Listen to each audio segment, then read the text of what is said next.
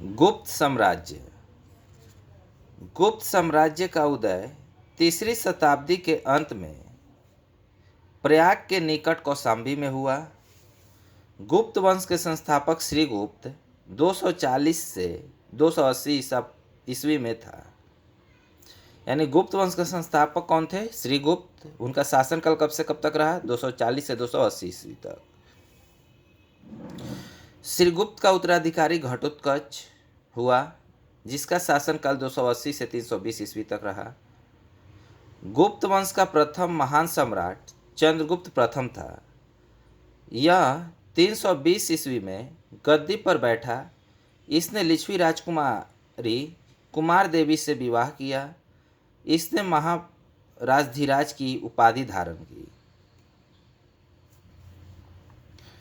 गुप्त संवत की शुरुआत चंद्रगुप्त प्रथम ने की थी। गुप्त संवत की जो शुरुआत किसने किया? चंद्रगुप्त प्रथम ने किया 319 से 320 ईस्वी में।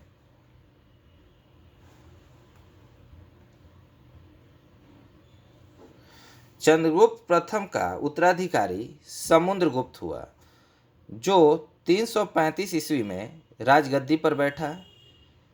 इसने आर्यवर्तों के 9 शासकों और दक्षिणावर्त के 12 शासकों को पराजित किया। इन्हीं विजय के कारण इसे भारत का नेपोलियन कहा जाता है।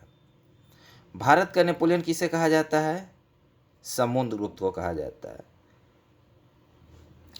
समुद्रगुप्त के दरबारी कवि हरिसेन था, जिसने इलाहाबाद प्रशस्ति लेख की रचना की। समुद्रगुप्त विष्णु का उपासक था। समुद्रगुप्त ने अश्वमेधकर्ता की उपाधि धारण की।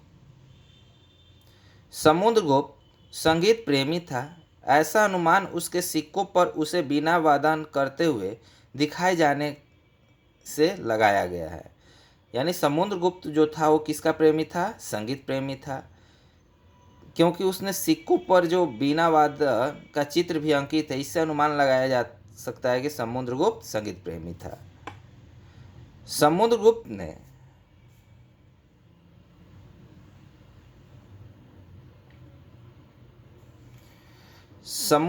ने विक्रमांक की उपाधि धारण की थी। इसे कविराज भी कहा जाता था। यानी समुद्रगुप्त को कविराज भी कहा जाता है या था।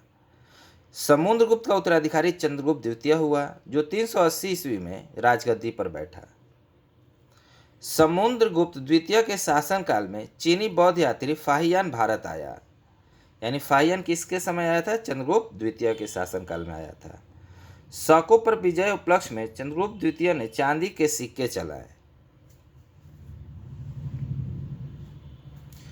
चंद्रगुप्त द्वितीय का उत्तराधिकारी कुमारगुप्त प्रथम या गोविंद गुप्त हुआ, जिसका शासनकाल 415 से 454 ईस्वी रहा।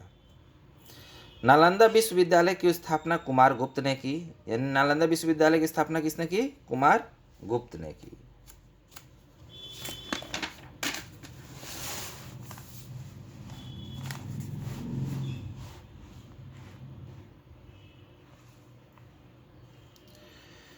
कुमारगुप्त प्रथम का उत्तराधिकारी स्कंदगुप्त हुआ, जिसका शासनकाल 455 से 467 ईस्वी रहा। स्कंदगुप्त ने गिरनार पर्वत पर स्थित सुदर्शन झील का पुनरुद्धार किया। स्कंदगुप्त ने पांडदत्त को सौराष्ट्र का गवर्नर नियुक्त किया। स्कंदगुप्त के शासनकाल में ही हुनों का आक्रमण शुरू हो गया। अंतिम गुप्त शासक विष्णुगुप्त था। गुप्त साम्राज्य की सबसे बड़ी प्रादेशिक इकाई देश थी, जिसके शासक को गोपना कहा जाता था। एक दूसरी प्रादेशिक इकाई भुक्ति थी, जिसके शासक उपरिक कहलाते थे।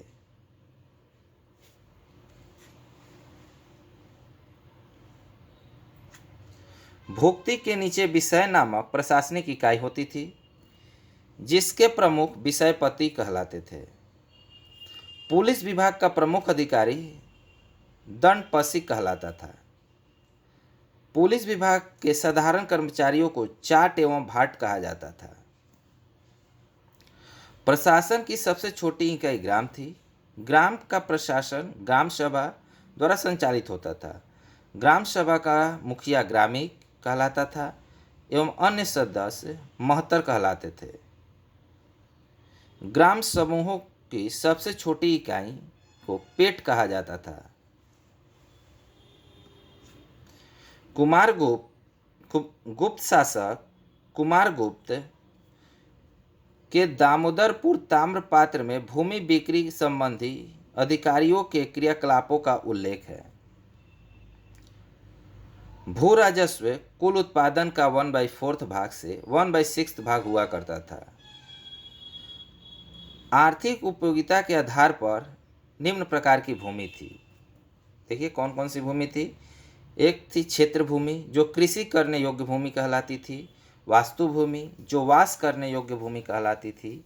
चारागाह भूमि पशुओं को चारा योग्य भूमि कहलाती थी। सील भूमि ऐसी भूमि जो जोतने योग्य नहीं होती थी।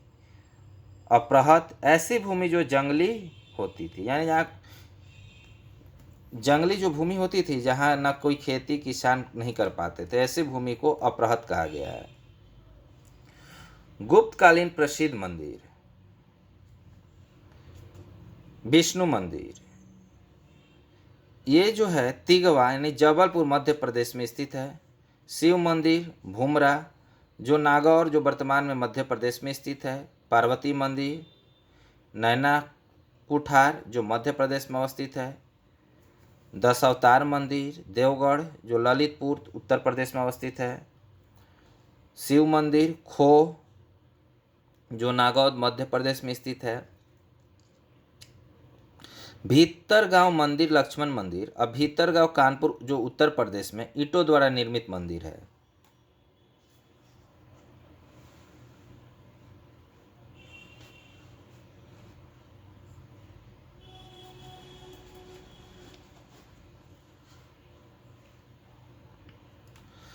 सिंचाई के लिए रहट या घंटी यंत्र का प्रयोग होता था। सिंचाई के लिए रहट या घंटी यंत्र का प्रयोग होता था। श्रेणी के प्रधान को ज्येष्ठक कहा जाता था। गुप्त काल में उज्जैन सर्वाधिक महत्वपूर्ण व्यापारिक केंद्र था। गुप्त राजाओं ने सर्वाधिक स्वर्ण मुद्राएं जारी की। इनकी स्वर्ण मुद्राओं को अभिलेखों में दिनार कहा गया है। कायस्थों का सर्वप्रथम वर्णन याज्ञवल्क्य स्मृति में मिलता है। जाति के रूप में कायस्थों का सर्वप्रथम वर्णन ओसनम स्मृति में मिलता है। विंध्य जंगल में सबर जाति के लोग अपने देवताओं को मनुष्य का मांस चढ़ाते थे।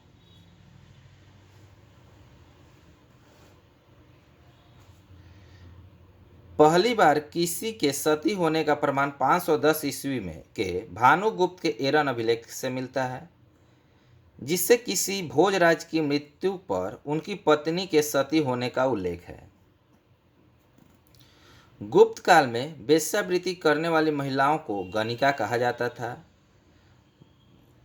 बौद्ध वेश्याओं को कुर्णी कहा जाता था, यानी वृद्ध जो वेश्याएं होती थी उन्हें कुर्णी कहा जाता था। गुप्त साम्राज्य वैष्णव धर्म के अनुयायी थे तथा उन्होंने इस राज्य धर्म बनाया था। विष्णु का वाहन गरुड़ गुप्तों का राज चिन्ह था। गुप्त काल में वैष्णव धर्म संबंधी सबसे महत्वपूर्ण अवशेष देवगढ़ जो वर्तमान जिला ललितपुर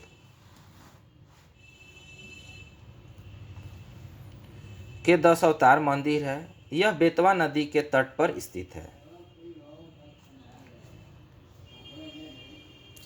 अजंता में निर्मित कुल 29 गुफाओं में वर्तमान में केवल 6 ही शेष हैं, जिनमें गुफा संख्या 16 एवं 17 गुप्तकालीन है। इसमें गुफा संख्या 16 में उत्कीर्ण मरणांसन राजकुमारी का चिन्ह प्रासंगिक है। गुफा संख्या 17 में चित्र को चित्रशाला कहा गया है। इस चित्रशाला में बुद्ध के जन्म, जीवन, महाभिनिष्क्रमण एवं महापरिनिर्वाण की घटनाओं के संबंध में चित्र उद्धृत किए गए हैं। अजंता की गुफाओं बौद्ध धर्म के महायान शाखा से संबंधित है।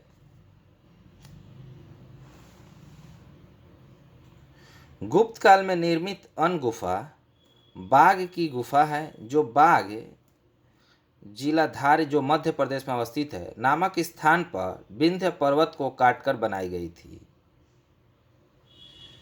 चंद्रगुप्त द्वितीय के शासनकाल में संस्कृत भाषा के सबसे प्रसिद्ध कवि कालिदास थे। चंद्रगुप्त द्वितीय के दरबार में रहने वाले आयुर्वेदाचार्य धन्वंतरी थे। यानी धन्वंतरी किसके दरबार में रहते थे? चंद्रगुप्त द्वितीय के दरबार में रहते थे। गुप्त काल में विष्णु शर्मा द्वारा लिखित पंचतंत्र, जो संस्कृत में है, को संसार का सर्वाधिक प्रचलित ग्रंथ माना जाता है। बाइबिल के बाद इसका स्थान दूसरा है। इसे 5 भागों में बांटा गया है। कौन कौन से भाग हैं?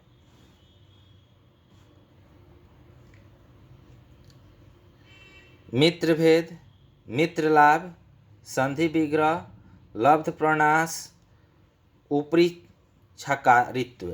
ऊपरी छकारित्व यानी 5 भाग हैं। मित्रभेद, मित्रलाभ, संधि विग्रह, लब्ध प्रणाश और ऊपरी छक्रादित्य। ऊपरी छक्रादित्व। आर्यभट्ट ने आर्यभट्टियम और सूर्य सिद्धांतक नामक ग्रंथ लिखे। इसी ने सर्वप्रथम बताया कि पृथ्वी सूर्य के चारों ओर घूमती है। चंद्रगुप्त द्वितीय के दरबार में रहने वाले प्रमुख विद्वान बरामिहिर, धन्वंतरी, ब्रह्मगुप्त आदि थे। पुराणों की वर्तमान रूप से रचना गुप्त काल में हुई। इसे ऐतिहासिक परंपराओं का उल्लेख है, यानी इसमें ऐतिहासिक परंपराओं का उल्लेख किया गया है पुराणों में। संस्कृत गुप्त राजाओं की राजकीय भाषा थी। यानी राजकीय भाषा कौन सी थी? संस्कृत। गुप्त काल में चांदी के सिक्कों का रुपया कहा जाता था। यानी गुप्त काल के जो चांदी के सिक्के होते तो उन्हें क्या कहा जाता था? रुपया का। याज्ञवल्क्य, नारद, कात्यायन एवं बृहस्पति स्मृतियों की रचना गुप्त काल में हुई। मंदिर बनाने की कला का जन्म गुप्त काल में ही हुआ। त्रिमूर्ति की अवधारणाओं का विकास गुप्त काल में ही हुआ। गुप्त काल लौकिक साहित्य की सर्जना के लिए स्मरणीय है। भास के 13 नाटक इसी काल से के हैं। शूद्रक का लिखा नाटक मृच्छकटिकम, यानी माटी की खिलौना गाड़ी जिसमें निर्धन ब्राह्मण के साथ वेश्या का प्रेम वर्णित है, प्राचीन नाटकों में सर्वश्रेष्ठ माना जाता है। मृच्छकटिकम को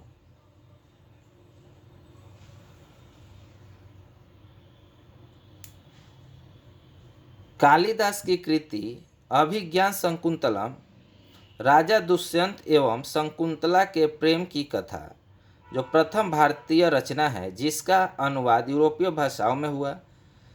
ऐसी दूसरी रचना है भागवत गीता। सांस्कृतिक उपलब्धियों के कारण गुप्त काल को भारतीय इतिहास का स्वर्ण युग कहा गया है। यानी गुप्त काल को स्वर्ण युग की संज्ञा दी गई है, क्योंकि यहाँ बहुत सारी सांस्कृतिक उपलब्धियाँ इस काल में प्राप्त की गई। Thank you for watching. अगला हम अध्याय पुष्पभूति वंश या वर्धन वंश से संबंधित पढ़ेंगे। Thank you.